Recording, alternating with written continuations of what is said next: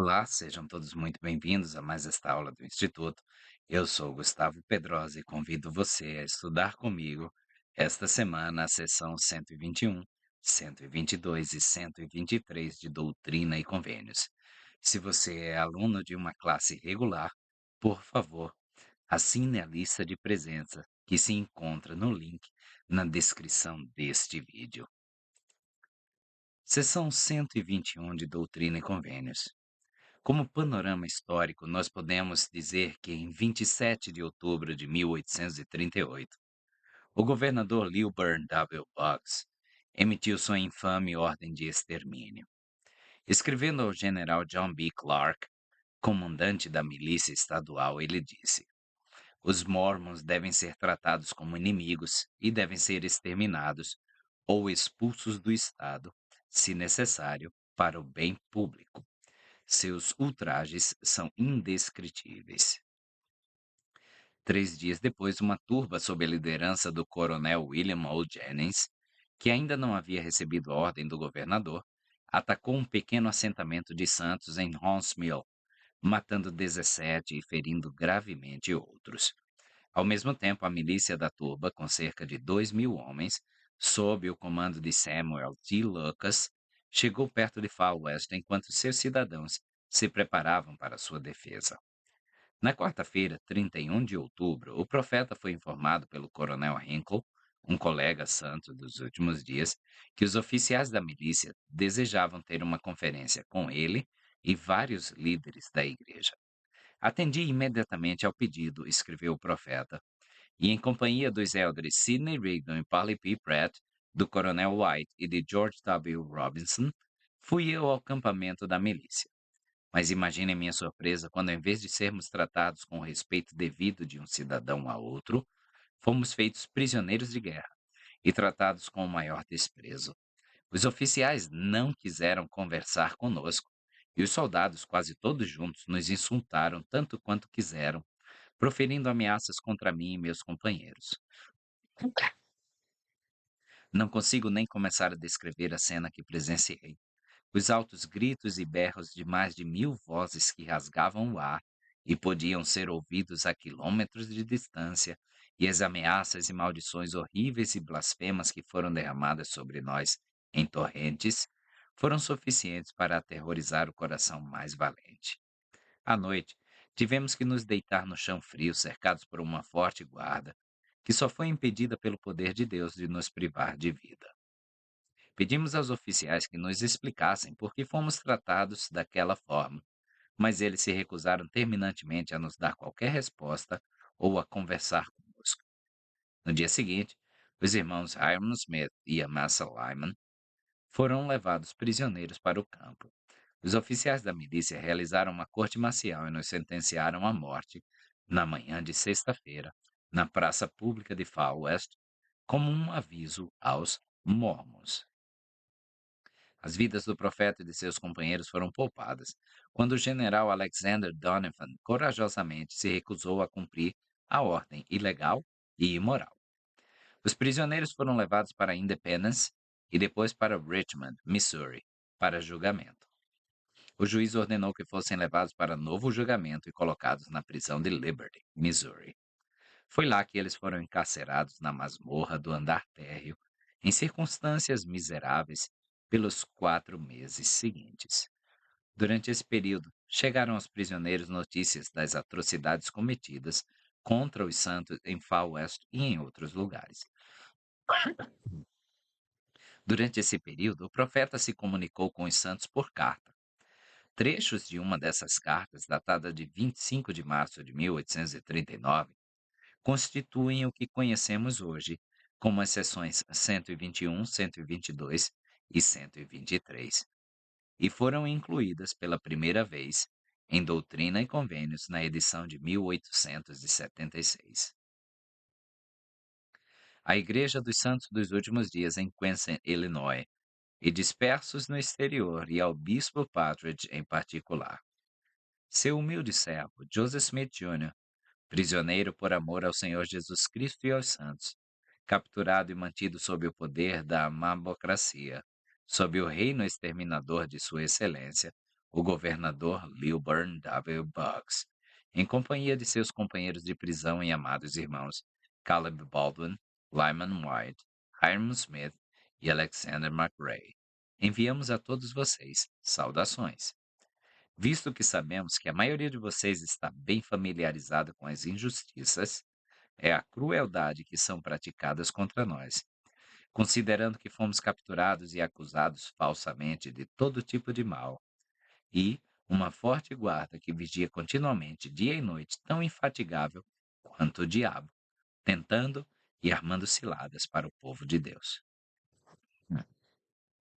Portanto, amados irmãos, estamos mais prontos e dispostos a reivindicar sua comunhão e amor, pois nossas circunstâncias são calculadas para despertar nossos espíritos para uma lembrança sagrada de tudo, e acreditamos que as suas também o são, e que nada, portanto, pode nos separar do amor de Deus e da comunhão uns com os outros, e que toda espécie de maldade e crueldade praticada contra nós tenderá apenas a unir nossos corações e selá-los em amor.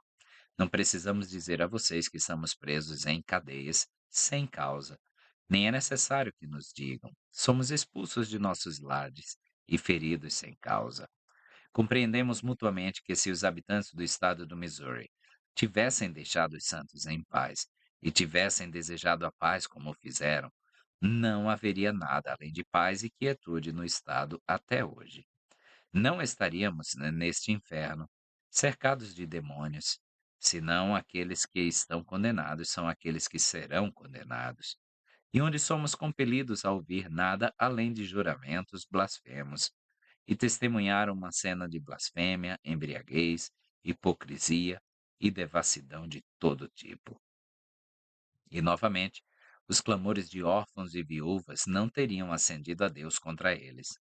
Nem sangue inocente teria manchado o solo do Missouri.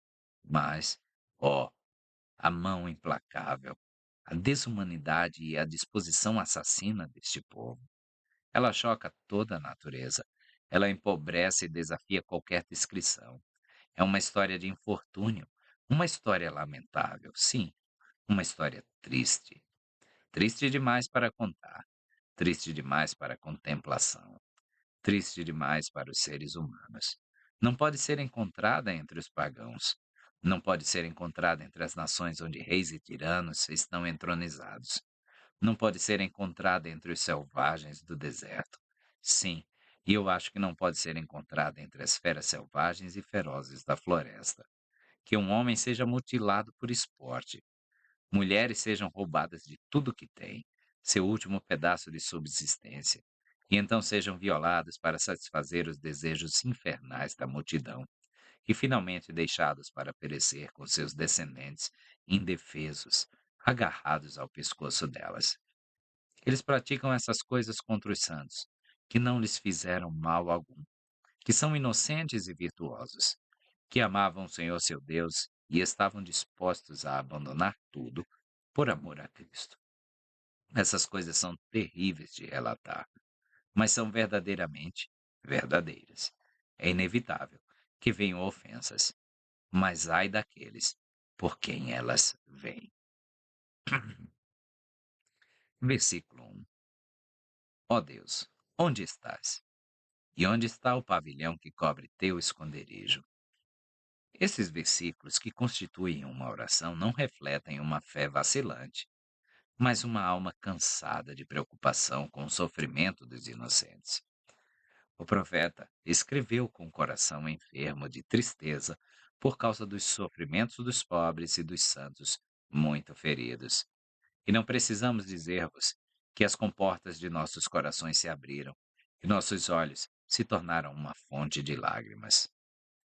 Um pavilhão simboliza o tabernáculo ou templo celestial, onde o Altíssimo habita. As nuvens espessas que circundam essa morada sagrada simbolizam a glória de Deus. O pavilhão de Deus está oculto aos olhos dos homens mortal. Salmos 18, 11, 27, 5, Doutrina e Convênios 121, nessa seção, versículo 1 e versículo 4. A referência ao esconderijo do Senhor não pretende sugerir que Deus é um senhorio ausente, mas sim que sua presença está oculta dos iníquos. Hum. Versículo 4. Ó Senhor Deus Todo-Poderoso, Criador do céu, da terra e dos mares, e de tudo que neles há, e que controlas e sujeitas o diabo e o escuro e tenebroso domínio de Seol, estende tua mão, que teu olho penetre, que se erga teu pavilhão, que já não se cubra teu esconderijo, que teu ouvido se incline, que se abrande teu coração, e que se compadeçam de nós tuas entranhas. Seol é uma tradução hebraica da palavra inglesa hell, para inferno. Representa o reino do diabo e aqueles que o seguem. Versículo 7. Meu filho, paz seja com tua alma. Tua adversidade e tuas aflições não durarão mais que um momento. Em um momento particularmente sombrio, cartas de Emma e de outras pessoas em casa encorajaram o profeta e inspiraram estes versículos. O profeta Joseph Smith escreveu que um único sinal de amizade pode fazer com que toda inimizade, malícia e ódio e diferenças, mal-entendidos e mais administrações do passado sejam destruídos vitoriosamente aos pés da esperança. E quando o coração está suficientemente contrito, então a voz da inspiração soa furtivamente e sussurra: Meu filho, paz seja com a tua alma. Tua adversidade e tuas aflições durarão apenas um breve momento. Versículo 8. E então, se as suportares bem, Deus te exaltará no alto, triunfarás sobre todos os teus inimigos. Aos santos de sua época, Pedro disse: Amados, não estranheis a ardente prova que vem sobre vós para vos tentar, como se coisa estranha vos acontecesse. Mas alegrai-vos por serem participantes das aflições de Cristo, para que também na revelação da sua glória vos alegreis. 1 Pedro 4, 12 e 13. Esse período de confinamento provou ser para o profeta uma escola na qual sua alma foi santificada. Misericórdia e compaixão, que muitas vezes são melhor aprendidas por meio do sofrimento pessoal, são características que todos os seres exaltados devem possuir. 3 meses após registrar essas palavras, o profeta escreveu: Depois que uma pessoa tiver fé em Cristo, arrepender-se de seus pecados, for batizada para a remissão de seus pecados e receber o Espírito Santo pela imposição de mãos, que é o primeiro consolador, que continue a humilhar-se diante de Deus, tendo fome e sede de retidão, e vivendo de toda a palavra de Deus. E o Senhor em breve lhe dirá: Filho, serás exaltado. Quando o Senhor o tiver provado completamente e constatar que o homem está determinado a servi-lo a todo custo, então o homem terá o seu chamado e a sua eleição assegurados. Versículo 9. Teus amigos apoiam-te e tornarão a saudar-te com coração caloroso e com mãos amistosas.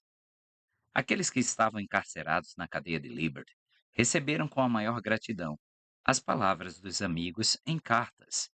Joseph e seus companheiros escreveram: Aqueles que não foram confinados nos muros da prisão sem motivo ou provocação mal, podem imaginar quão doce é a voz de um amigo.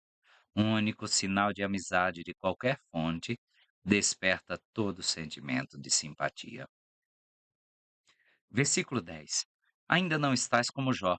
Teus amigos não discutem contigo nem te acusam de transgressão, como fizeram a Jó. Entre outras coisas, este texto afirma que a história bíblica de Jó não é fictícia, como muitos supõem. Ele não era um personagem mítico, mas sim um homem real de fé exemplar. Ao contrário de Jó, cuja esposa e amigos se tornaram seus acusadores, o profeta Joseph Smith era amado e apoiado por sua esposa, família e amigos. Versículos 11 e 12. A esperança dos que te acusam de transgressão será destruída, e suas expectativas derreter-se-ão como a geada branca se derrete aos raios ardentes do sol nascente. E Deus também pôs a mão e o seu selo para mudar os tempos e as estações e para cegar-lhes a mente, a fim de que não compreendam suas obras maravilhosas, também para que os possa provar e surpreender em sua própria astúcia. Os fiéis têm sofrido as mais severas perseguições dos apóstatas, declarou o profeta Joseph Smith. Judas foi repreendido e imediatamente entregou seu senhor às mãos de seus inimigos, porque Satanás entrou nele. Há uma inteligência superior concedida àqueles que obedecem ao Evangelho com todo o coração, a qual, se contrariada, o apóstata fica nu e destituído do Espírito de Deus, e ele está, na verdade, próximo da maldição, e seu fim é ser queimado. Quando a luz que havia neles lhes é retirada, tornam-se tão obscurecidos quanto antes iluminados, e então não é de se admirar que todos os seus poderes sejam alistados contra a verdade, e eles, como Judas, busquem a destruição daqueles que foram seus maiores benfeitores. Como Caim, os iníquos são enganados, acreditando que são tão inteligentes e astutos que podem esconder suas abominações e burlar as leis da justiça. Moisés 5, 31 a 33. Combinações secretas de maldade geram orgulho e fazem com que os ímpios se tornem cegos às ameaças de sua própria destruição. Os orgulhosos e os ímpios serão cortados como árvores imponentes de uma floresta, que se vangloriam diante do pequeno e aparentemente impotente machado nas mãos dos servos do Senhor. A umidade que se acumula no solo durante o frescor da tarde, formando uma fina camada branca, é chamada de geada, e é por isso que é feita a comparação aqui. Versículo 15. E daqui a alguns anos, que eles e sua posteridade sejam varridos de debaixo do céu, diz Deus, que não reste qualquer deles para permanecer junto à muralha. Essa é uma versão moderna de uma expressão idiomática dos tempos do Antigo Testamento, que se refere à destruição de toda a população masculina de uma família ou povo. 1 Reis 16, 11. Versículos 16 e 17. Amaldiçoados são todos os que levantarem o calcanhar contra meus ungidos, diz o Senhor, e proclamarem terem eles pecado quando não pecaram perante mim, diz o Senhor, mas fizeram o que era agradável aos meus olhos e que eu lhes ordenara. Mas os que clamam transgressão fazem-no porque são, eles mesmos, servos do pecado e filhos da desobediência. Esta frase refere-se àqueles que lutam contra Jesus Cristo, o ungido. O salmista predisse a traição de Judas. Até meu próprio amigo íntimo, em quem eu confiava, que comia do meu pão, levantou contra mim o seu calcanhar. Salmo 41, 9. Lutar contra aqueles que vêm em nome do Senhor é lutar contra o ungido do Senhor. Traidores dentre os santos traíram os que estavam presos na cadeia de Liberty e testemunharam contra eles, proferindo palavras semelhantes contra a igreja. Aqueles que se manifestam contra os líderes da igreja o fazem na tentativa de esconder seus próprios pecados. Tornam-se como seu pai, Lúcifer, que foi e é o acusador de nossos irmãos. Apocalipse 12, 10. Projetam seus próprios desejos nas ações dos outros e mostram a escuridão de suas almas na maneira como falam mal do ungido do Senhor. Harold B. Lee observou. Há alguns que consideram os líderes desta igreja e os ungidos de Deus como homens possuídos por motivações egoístas. Por meio deles, as palavras de nossos líderes são sempre distorcidas para tentar armar uma cilada para a obra do Senhor. Observem bem aqueles que falam mal dos ungidos do Senhor, pois falam com corações impuros. Quero prestar-lhes meu testemunho, de que a experiência que tive me ensinou que aqueles que criticam os líderes desta igreja estão mostrando sinais de uma doença espiritual que, a menos que seja controlada, acabará por trazer a morte espiritual. Quero prestar meu testemunho também de que aqueles que, em público, procuram, por meio de suas críticas, menosprezar nossos líderes ou desacreditá-los, causarão mais dano a si mesmos do que aqueles a quem procuram difamar. Tenho observado isso ao longo dos anos e lido sobre a história de muitos daqueles que se afastaram desta igreja, e quero prestar testemunho de que nenhum apóstata que deixou esta igreja prosperou como influência em sua comunidade depois disso. E os que juram falsamente contra meus servos para levá-los à escravidão e à morte, diz o versículo 18. Embora o princípio aqui declarado seja eterno, ele tinha uma aplicação muito específica na época em que esse texto foi escrito. Enquanto todos esses problemas com as turbas ocorriam, comentou o presidente Joseph Fielding Smith, e os membros da igreja que viviam em DeWitt e outros assentamentos eram roubados e expulsos de suas casas, outros males se desenvolveram e testaram a alma do profeta. Thomas B. Marsh, que havia sido honrado por ser chamado ao apostolado e, como membro mais velho daquele conselho, foi escolhido como presidente dos 12, deixou Far West repentinamente e foi para Richmond em um acesso de raiva em outubro de 1838. Foi apenas um assunto trivial que o ofendeu, mas ele permitiu que isso interferisse em sua fé e posição na igreja.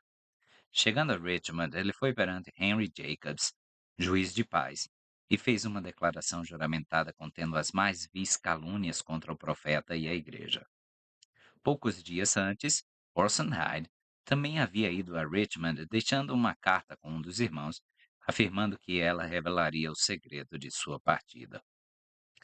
Comentando sobre Thomas B. Marsh, o profeta Joseph Smith escreveu: ele havia se enchido de orgulho por sua exaltação ao cargo e pelas revelações do céu a seu respeito, até que estava prestes a ser derrubado pelo primeiro vento adverso que cruzasse seu caminho. E agora ele caiu, mentiu e jurou falsamente, e está pronto para tirar a vida de seus melhores amigos. Que todos os homens tomem cuidado com ele e aprendam que aquele que se exalta, Deus humilhará. Orson Hyde também esteve em Richmond e testificou a maioria das declarações de March. Versículo 20. Suas cestas não se encherão, suas casas e seus celeiros perecerão, e eles próprios serão desprezados por aqueles que os lisonjeavam. Em uma carta anterior escrita na cadeia de Liberty, o profeta Joseph Smith escreveu sobre aqueles que prestaram falso testemunho contra os santos.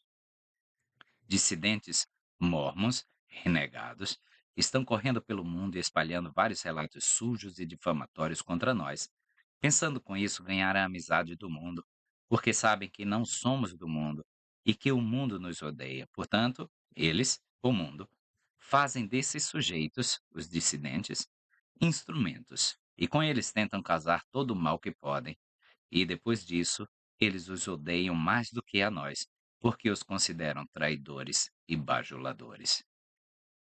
Versículo 21. Eles não terão direito ao sacerdócio, nem sua posteridade depois deles, de geração em geração. Os descendentes masculinos justos de Abraão têm o direito por nascimento de possuir o sacerdócio. Abraão 2:11, Doutrina e Convênios 132, 30 a 31. Esse direito passa naturalmente a seus descendentes masculinos de geração em geração. Essa promessa fundamental ao convênio abraâmico é renovada com cada casal que entra na nova e eterna ordem do casamento. Quando alguém tão abençoado segue um caminho que desonra o sacerdócio, por exemplo, aqueles portadores do sacerdócio que levantam o calcanhar contra o ungido do Senhor, esse sacerdócio lhe será tirado e, no processo, perderá seu lugar na família de Abraão ou na família dos fiéis.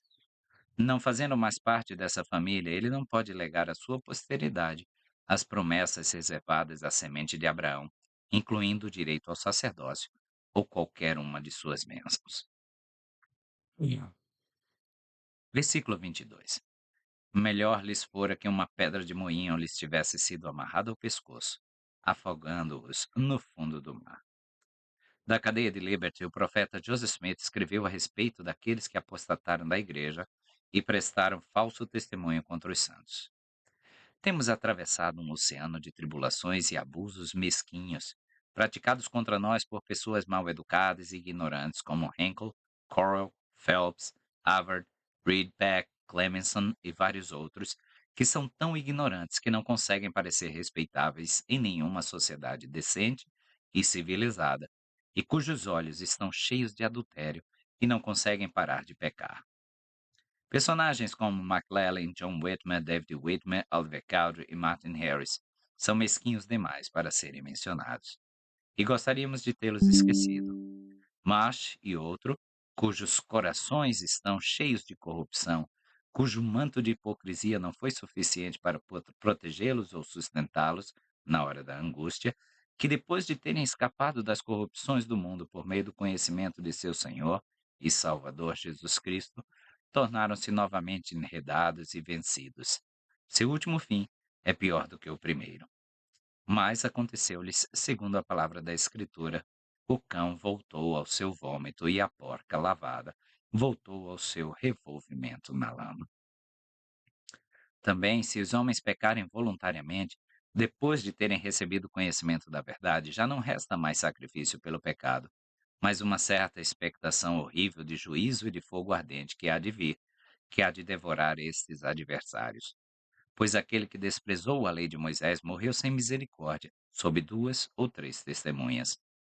De quanto maior castigo supondes vós será tirado por merecedor aquele que vendeu seu irmão e negou a nova e eterna aliança, pela qual foi santificado, chamando-a de profana e ultrajando o Espírito da graça.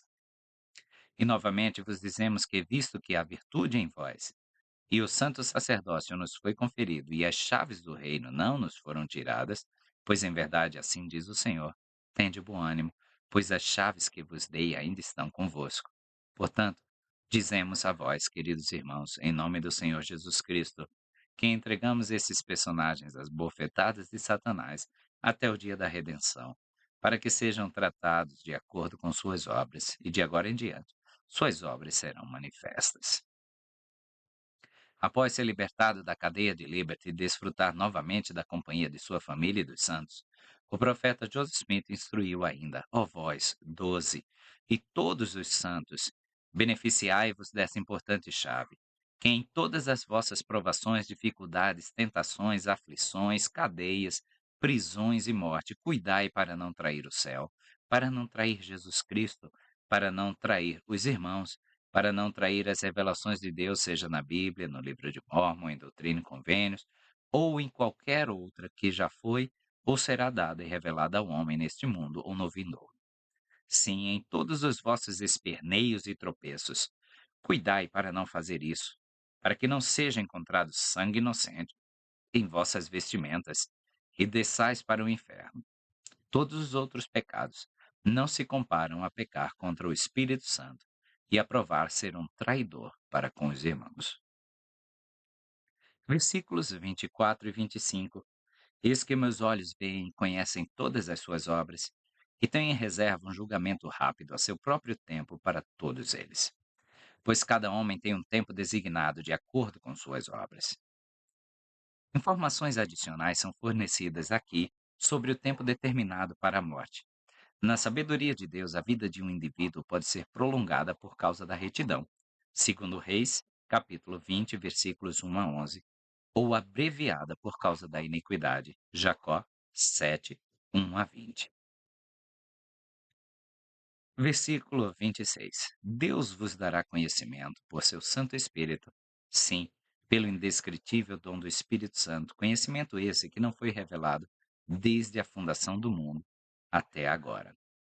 Então, do versículo 26 ao versículo 32, foram extraídos da carta que contém essa seção de doutrina e convênios e seguem os versículos anteriores por vários parágrafos.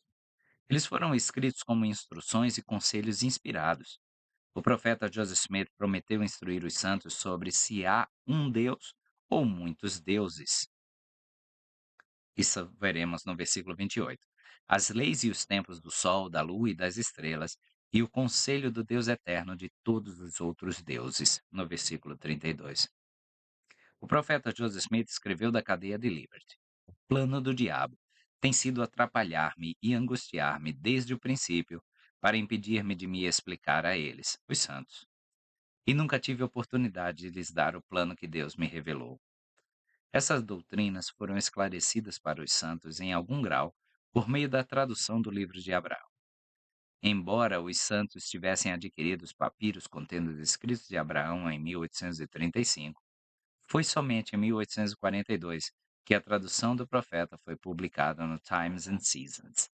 Foi somente nos últimos meses de sua vida que o profeta Joseph Smith revelou a investidura administrada nos templos sagrados e desdobrou a doutrina da pluralidade de deuses, pregando com clareza aos santos em Nauvoo. Ninguém pode receber o Espírito Santo sem receber revelações. O Espírito Santo é um revelador, disse o profeta. Versículo 28. Um tempo futuro no qual nada será retido. Se há um Deus ou muitos deuses, eles serão manifestados. As verdades supremas da restauração são aquelas que tratam da natureza de Deus. Desde a primeira visão, na primavera de 1820, até seu último discurso público em 18 de junho de 1844, Joseph Smith ampliou a compreensão dos santos sobre o Deus do céu. Que há mais de um Deus, aprendemos na primeira visão, onde o Pai e o Filho se mantiveram separados e distintos como homens exaltados. Que podemos nos tornar como Deus foi afirmado nas últimas palavras públicas de Joseph, quando ele desafiou os santos a perseverar até o fim. Que seremos ressuscitados e nos tornaremos como deuses, e reinaremos em reinos celestiais, principados e domínios eternos. Pregarei sobre a pluralidade de deuses, disse ele em 16 de junho de 1844. Selecionei este texto para esse propósito específico. Desejo declarar que sempre e em todas as congregações, quando preguei sobre o assunto da divindade, foi a pluralidade de deuses. Isso tem sido pregado pelos élderes por 15 anos. Sempre declarei que Deus é uma pessoa distinta, Jesus Cristo uma pessoa separada e distinta de Deus Pai, e o Espírito Santo era uma pessoa distinta em um Espírito. E esses três constituem três pessoas distintas e três deuses. Se isso estiver de acordo com o Novo Testamento, vejam só.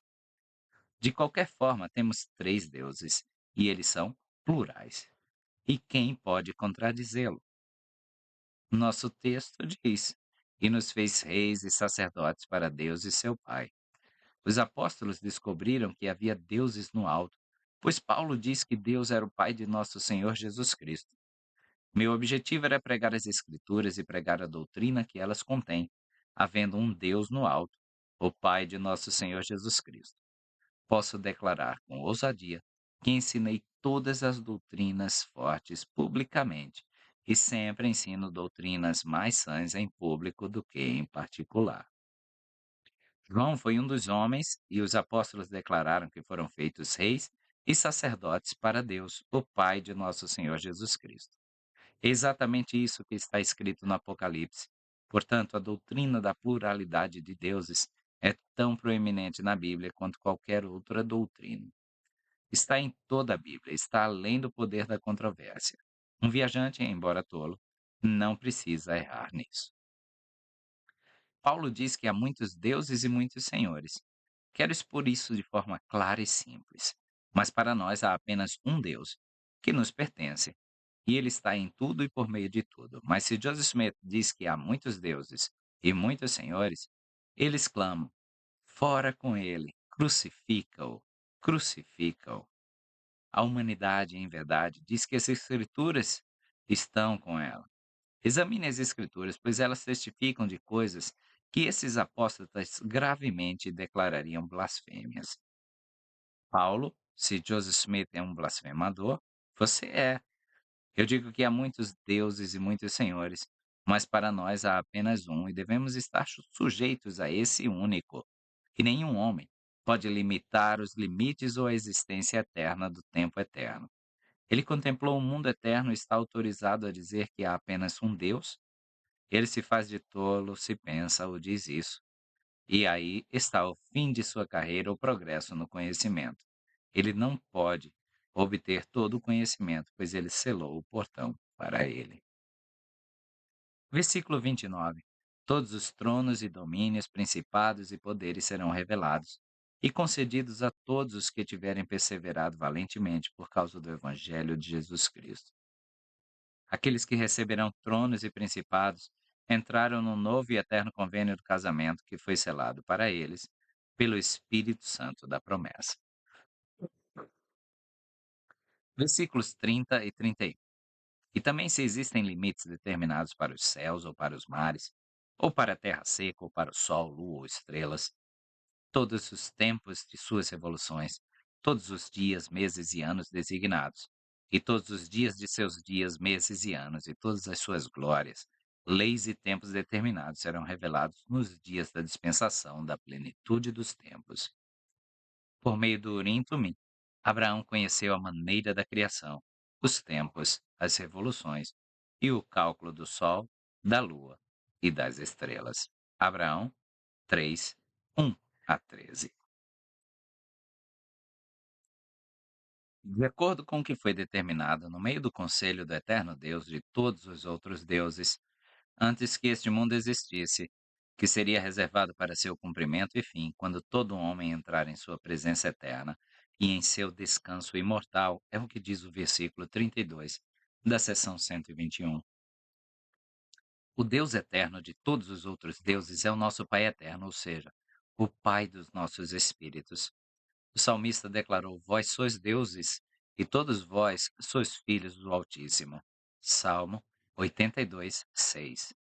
Quando nos reuníamos em conselho com nosso Pai eterno, sentávamos no conselho dos deuses. Todos os que ali se reuniam eram da família dos deuses. O profeta Joseph Smith explicou: No princípio, o chefe dos deuses convocou um conselho dos deuses, e eles se reuniram e elaboraram um plano para criar o mundo e povoá-lo. Versículo 34. Eis que muitos são chamados, mas poucos são escolhidos. E por que não são escolhidos? Se vivermos abaixo de nossos privilégios, bênçãos não serão reivindicadas, chamados não serão magnificados, e oportunidades serão perdidas. Ser escolhido é ter escolhido honrar cada oportunidade de servir ao Senhor e defender a causa do Evangelho. Dos versículos 34 a 40, o profeta Joseph Smith baseou-se nas evidências dos meses anteriores para escrever estas palavras inspiradas. Esses pensamentos refletem a tristeza de ver amigos se tornarem traidores e depois guerrearem contra os santos. Eles foram dados como explicação de como aqueles que haviam sido apoiados como autoridades presidentes da igreja puderam apostatar e se tornar inimigos do reino de Deus. Foi uma lição difícil para os santos suportarem, que a iniquidade pode ser encontrada até mesmo entre aqueles de posição elevada e santa. As três testemunhas do livro de Mórmon, a presidência da igreja no Missouri e 6 membros do Quórum dos 12 Apóstolos perderam seus direitos e a autoridade do sacerdócio. O mais destacado entre aqueles que traíram os santos foi Thomas B. Marsh, ex-presidente do Quórum dos 12 Apóstolos. Depois que os santos foram expulsos de Nauvoo, Illinois, e se estabeleceram nas Montanhas Rochosas, ele foi para Salt Lake City, onde confessou os erros que havia cometido e implorou perdão. Ele foi chamado para falar aos santos no tabernáculo.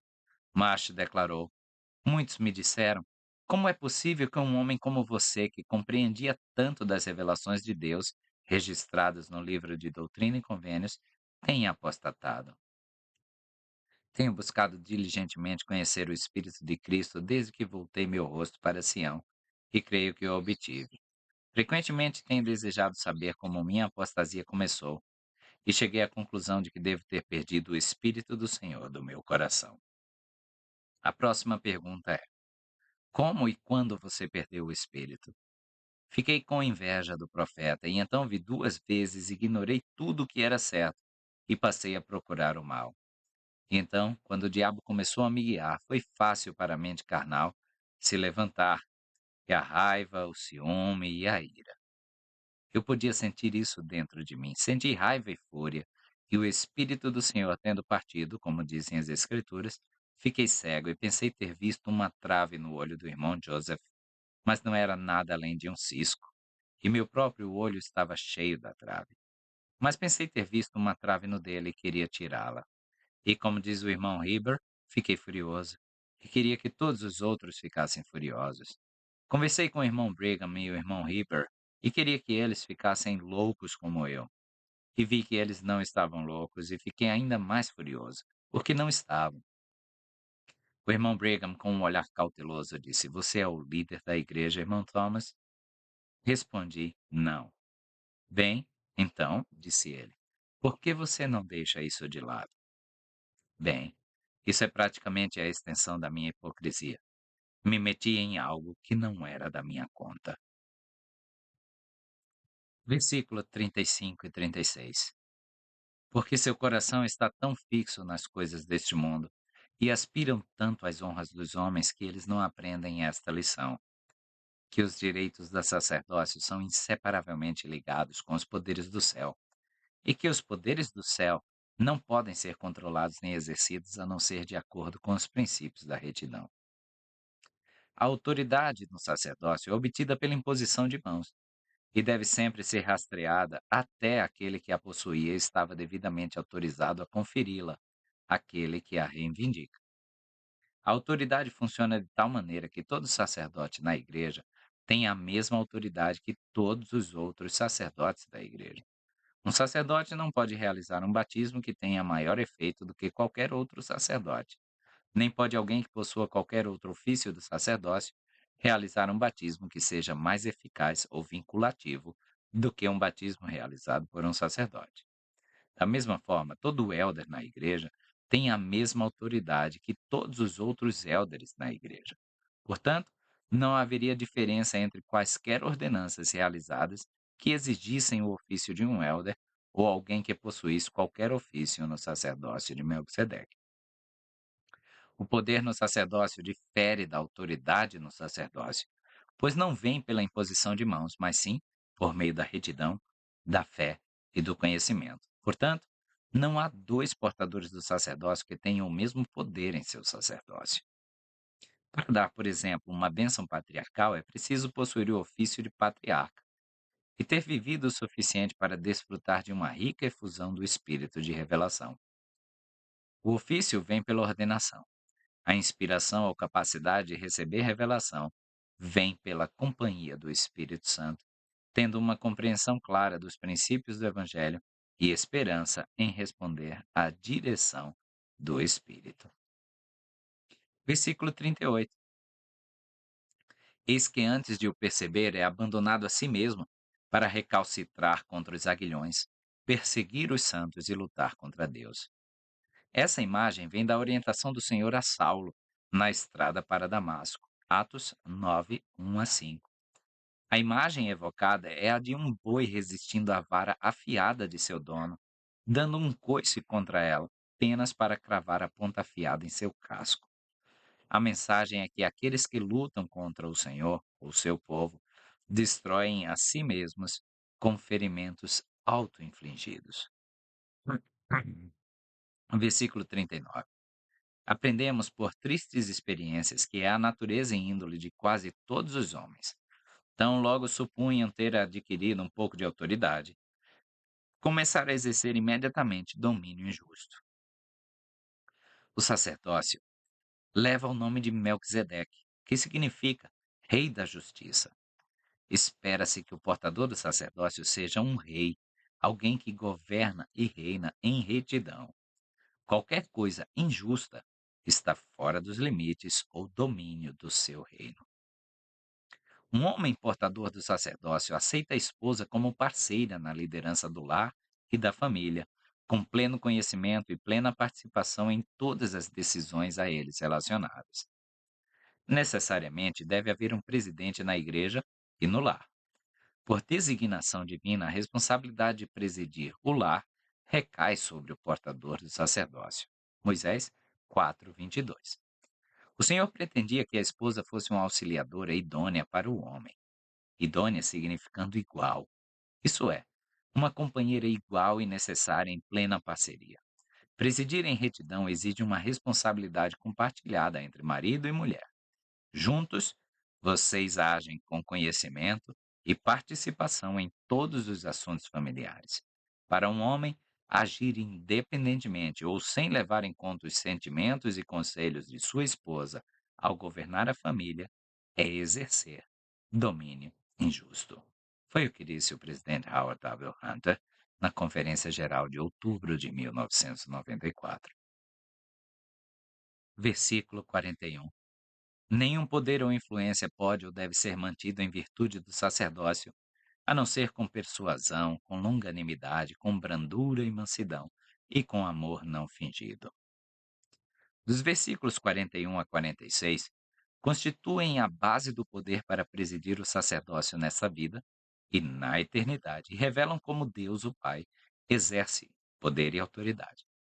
Cada uma das abordagens e características mencionadas revela sua natureza, a natureza de Deus. A doutrina do sacerdócio aqui contida inclui verdades pelas quais podemos nos tornar semelhantes a Ele.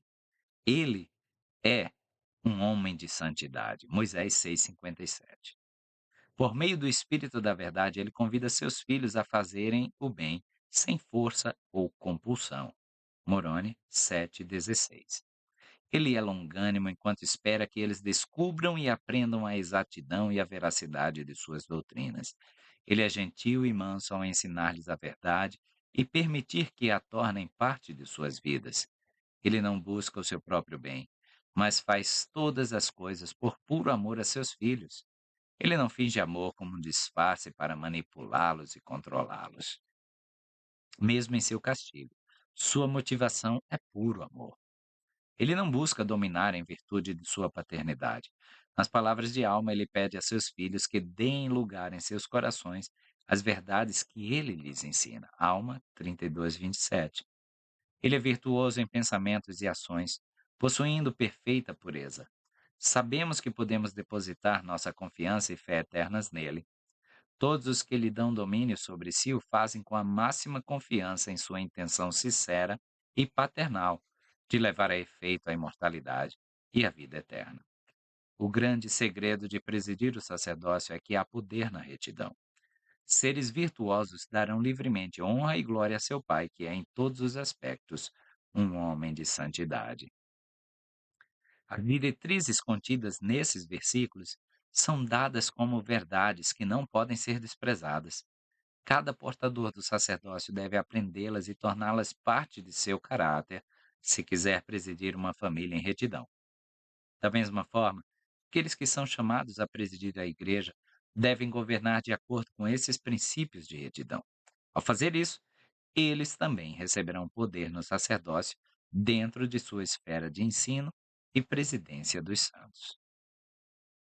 No versículo 43, muitas vezes nós usamos esse versículo de forma deturpada. Lerei para vocês. Repreendendo prontamente com firmeza quando movido pelo Espírito Santo. E depois mostrando então um amor maior por aquele que repreendeste, para que ele não te julgue seu inimigo. O bispo-presidente H. Burke Peterson disse que firmeza é clareza. Aqueles que prezam a verdade sabem que a repreensão pode ser uma manifestação de amor. Doutrina e Convênios 95:1. Uma repreensão franca e aberta provoca a emulação no homem bom, escreveu o profeta Joseph Smith na cadeia de Liberty. E na hora da angústia ele será seu melhor amigo. Se alguma vez lhe pedirem para repreender alguém, aconselhou o presidente Brigham Young, nunca o castigue além do bálsamo que você tem dentro de si para curar. Versículo 45. Que tuas entranhas também sejam cheias de caridade para com todos os homens e para com a família da fé, e que a virtude adorne teus pensamentos incessantemente. Então tua confiança se fortalecerá na presença de Deus, e a doutrina do sacerdócio destilar-se-á sobre tua alma, como o orvalho do céu. Qual é então a doutrina do sacerdócio? E como viveremos como servos do Senhor? Perguntou o elder Bruce R. McConkie. Essa doutrina é que Deus, nosso Pai, é um ser glorificado, aperfeiçoado e exaltado que tem toda a força, todo o poder e todo o domínio, que conhece todas as coisas e é infinito em todos os seus atributos e que vive na unidade familiar.